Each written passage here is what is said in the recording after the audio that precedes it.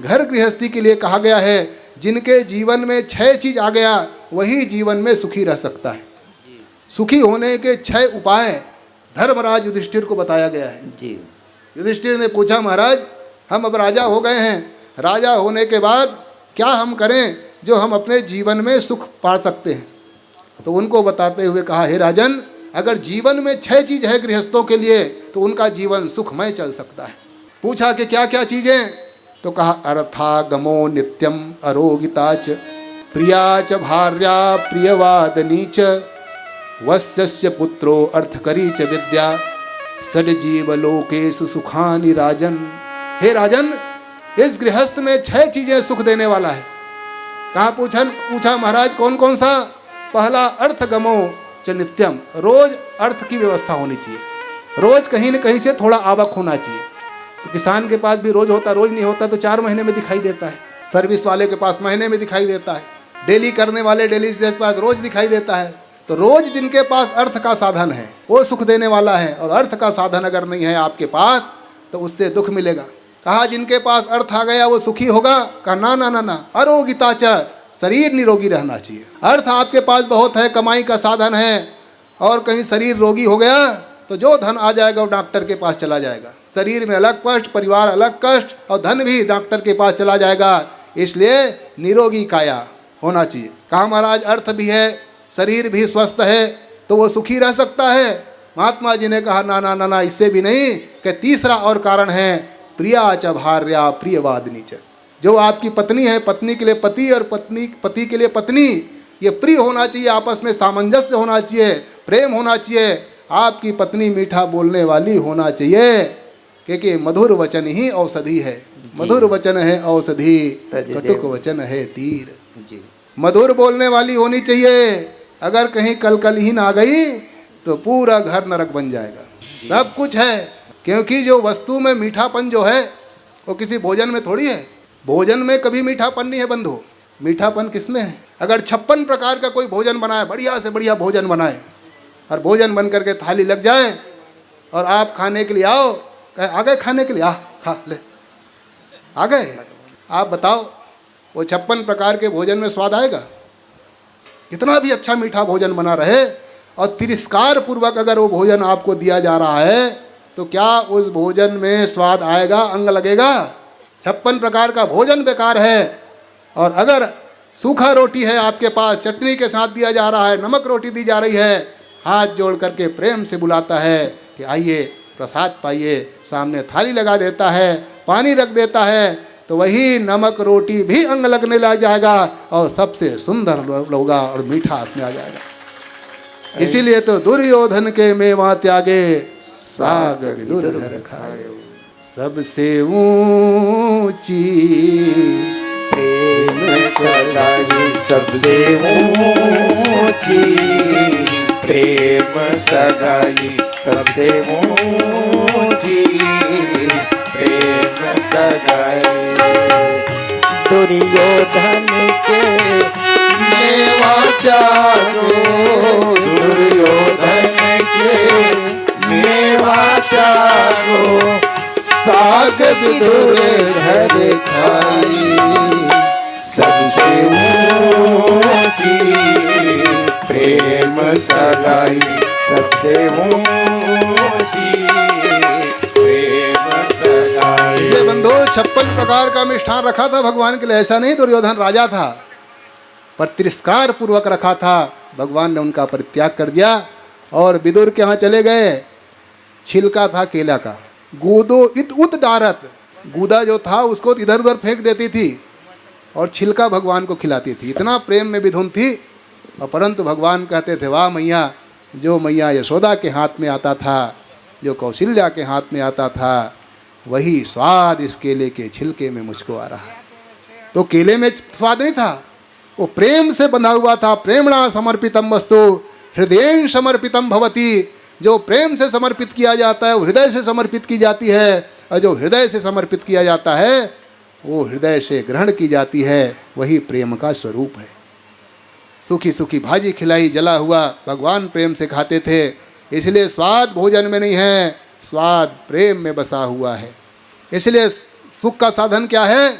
कि पति प्रेम से बोलने वाली होना चाहिए, प्रिया च भार्या प्रियवादिनी च।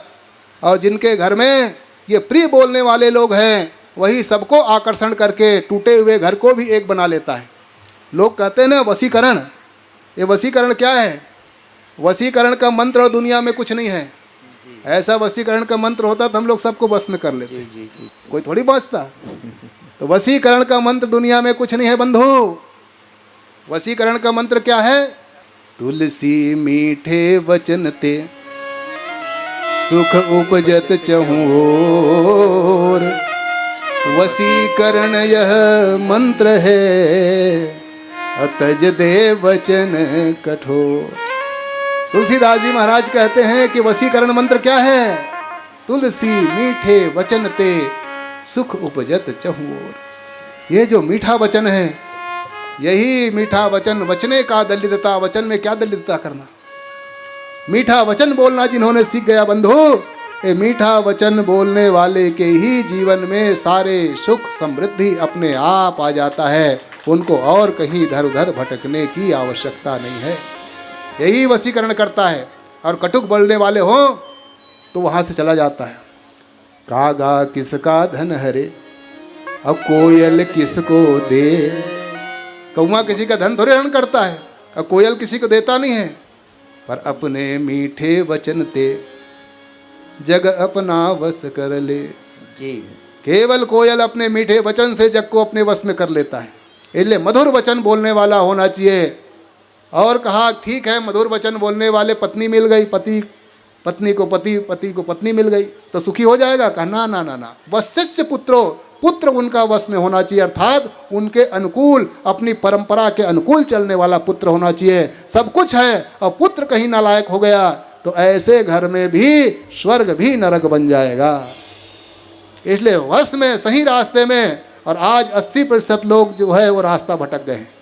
जितने युवा हैं उनका धाराएं बदल चुकी है, दशा और दिशा दोनों परिवर्तित हो चुके हैं। सब कुछ है, अगर बेटा कहीं नालायक निकल गया तो सब कुछ गया हुआ आया हुआ पानी में फिर जाएगा। और अंतिम में कहा अर्थ करी च विद्या, विद्या अर्थ करी होना चाहिए। अर्थात जो आपके पास विद्या है वो अर्थ कमाने वाला, ठीक है, रोज का आवक अगर नहीं है तो ऐसी विद्या जानते हो जिससे आप अर्थ देश के किसी कोने में रहे, आप खुद पल सकते हो, अपने परिवार का पालन पोषण कर सकते हो, 10 लोगों को और चला सकते हो। अगर ऐसी विद्या जीवन में आ जाए तो वही जीवन में अर्थात गृहस्थ में सुख का कारण है। और अगर ये नहीं है तो आपका जीवन वैसे व्यर्थ है जैसे बकरी के गले में स्तन, वैसे ही जीवन भार मात्र हो जाएगा। इसीलिए हमको चाहिए कि इन वस्तुओं की प्राप्ति हमको हो जाना चाहिए। इसलिए पुत्र का वश में होना अर्थात अनुकूल होना, आपके परिवार के अनुकूल, समाज के अनुकूल होना अत्यंत आवश्यक है। ये जो लड़का था जो कुल पर दूसरों के साथ, जुआड़ियों के साथ उनको मैत्री हो गई, शराब पीना, जुआर खेलना, ये सब काम करने लगे, इनका मुख्य हाथ उनकी माता का था। माता जान करके भी नहीं बताने के परिणाम में हुआ कि घर की संपत्ति धीरे धीरे बेचने लग गया। एक दिन की बात है कि एक दिन यज्ञदत्त महाराज जब लौट करके आ रहा था, सोचा चलो कुछ सामान घर लेते चलूं। लोग बाहर जाते हैं तो सामान लेते आ जाते हैं। वैसे ही सामान लेने के लिए जैसे दुकान में खड़ा था तो दुकान में खड़े खड़े उन्होंने देखा कि एक व्यक्ति और सामान खरीद रहा है। और देख करके उन्होंने समझा कि ये अंगूठी इनके हाथ में कैसे आया? ये तो इस राज्य में केवल एक अंगूठी है। और जब मैं राजा के यहाँ पूजन पाठ कराने गया था तो राजा ने मुझको दिया था। और कहते कहते जाते जाते राजा ने कहा था कि हे पंडित जी, ये केवल एक अंगूठी है, ऐसा बनाने की सामर्थ्य किसी में नहीं है, ऐसा बन नहीं सकता, और ये अंगूठी मैं आपको प्रदान कर रहा हूँ। कभी कभी कोई अंगूठी रहती है जैसे एक ही होता है, दूसरा बनाने की सामर्थ्य नहीं रहती। जैसे राम जी ने अंगूठी दी थी लकल्ला श्री हनुमान जी महाराज को जी, सीता जी ने देखा, यही तो कहा ऐसे रचना दूसरा कोई कर नहीं सकता। माया ते अस रचा न जाई, जीत को सके अजय और जीत को सके अजय रघुराई। अजय रघुराई। रघुराई अजय है, कोई जीत करके अंगूठी प्राप्त नहीं कर सकता। माया से रचने की सामर्थ्य नहीं है, ये एक ही अंगूठी है। और ये मैं जो देख रहा हूँ राम नाम अंकित वाला जो अंगूठी है, ये वही अंगूठी है, दूसरा कोई हो नहीं सकता। वैसे ही राजा ने बताया था पंडित जी को कि महाराज ये अंगूठी केवल एक ही है, इस अंगूठी को मैं आपको समर्पित कर रहा हूँ। करके घर से लाया है, उनका पकड़ लिया और पकड़ करके कहा कि क्यों रे, ये अंगूठी तुमने कहाँ से प्राप्त किया, बोल कहाँ से लाया है तुमने। लब्धा मुद्रा तो दीन पुत्रेण समर्पिता। उन्होंने कहा महाराज क्या हमको डांटते फटकारते हो, घर में जा कर के पूछो अपने बेटे से। केवल एक अंगूठी नहीं, आपके घर के जितने बहुमूल्य वस्तु हैं वो सारी बहुमूल्य वस्तु बिक चुकी है। तुम्हारा लड़का जुआड़ी हो गया है, जुआड़ी होकर के जुआ खेलता है, जुआ में हार गया और हारने के बाद ये अंगूठी मैंने प्राप्त की है, इसलिए लब्धा मुद्रा तो देना, मैंने पैसे दिया है उनको जुआ खेलने के लिए, बदले में अंगूठी ला करके मुझको दी है। घर का लड़का नालायक है और समझाने चले हमको। जैसे ही वो जवाब मिला पंडित जी को, इतना सम्मानी व्यक्ति, सम्मानी का अपमान ही मृत्यु तुल्य कष्ट देने वाला है। सम्मान्य व्यक्ति को अपमान अगर थोड़ा हो जाए तो हर क्षण मृत्यु का कष्ट मिलने वाला। जैसे ही उनको ये पता चला, बस चुप रह गया। घर में आया, पत्नी से पूछा, बताया नहीं कि अंगूठी चोरी हो गई, क्या हो गई। सोचा कि पत्नी क्या कहती है, अगर पता तो करूं कि आखिर किसका किस्सा घर में हाथ में है। पत्नी से जाके पूछा, पत्नी से कहा देवी ये बताइए, एक अंगूठी मैंने आपको दिया था, वो अंगूठी कहाँ है। एक दिन आपको उधर खटखट किया, उधर खटखट किया, उधर जाती उधर जाती। पंडित जी ने कहा हो सकता है ना मिल रहा हो, वो साड़ी लाया था वो वाला रत्न जटित वाला राजा के यहाँ से, वही ला के दे दो। कहाँ से मिलने वाला है। उत्तम वस्तु पूछता गया, जब कोई चीज़ नहीं मिला उसी समय नाराज हो गया और नाराज होकर के कहा कि हे दुष्ट स्त्री, तेरे कारण नालायक पुत्र निकल गया। पुत्र अगर सज्जन होता है तो सज्जन पुत्र देवी ये संसार सागर से भव से पार लगाने वाला हो जाता है, और पुत्र कहीं नालायक निकल गया तो नालायक पुत्र अपुत्ताम वरम नृणाम न कदाचित कुपुत्रता। अगर कुपुत्र हो जाए तो पूरे कुल खानदान को नरक में गिराने वाला होता है। कुपुत्रेण कुलम नष्टम कुपुत्रम हतम यतः।